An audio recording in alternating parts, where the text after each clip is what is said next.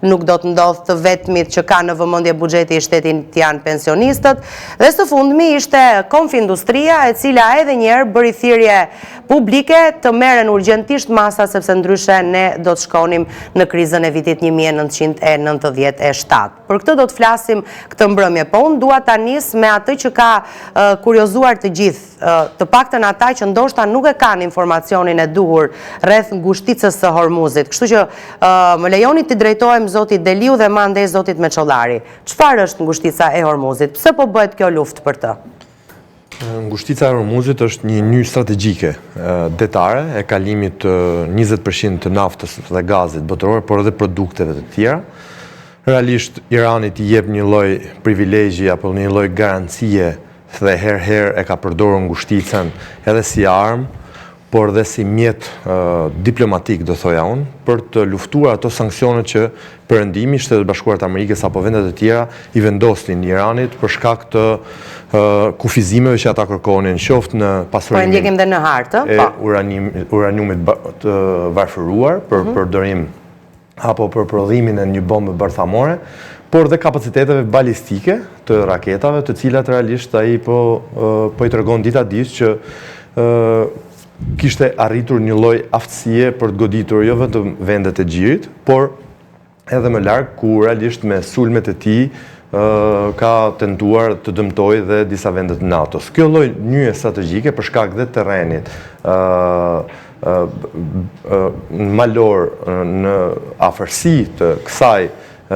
ngushtice jep një lloj mbrojtje Iranit dhe një lloj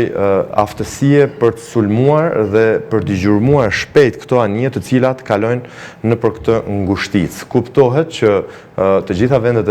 Xhirit Persik kanë interes të jashtëzakonshëm për transportimin e naftës apo gazit dhe produkteve të tjera. Kuptohet që Garda Revolucionare e Iranit, duke qenë dhe duke marrë parasysh edhe ditën që mund t'i vinte siç është një sulm I Izraelit dhe Shtetet Bashkuara të Amerikës, ka marrë gjitha masat që t'investojë në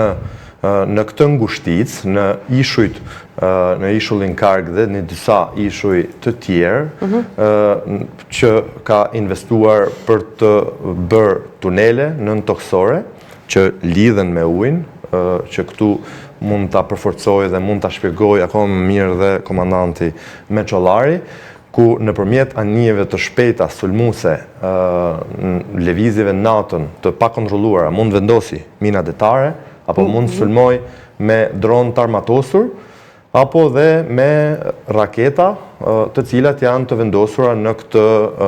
bregdetin malor, do thoja unë, në për këtë ngushticë. E gjitha kjo I jep një lloj pasigurie kësaj lufte dhe këtij kalimi strategjik të transportit të naftës dhe gazit. E gjitha kjo ka shërbyer që realisht këto efekte t'i japin e gjithë botës një lloj kostoje në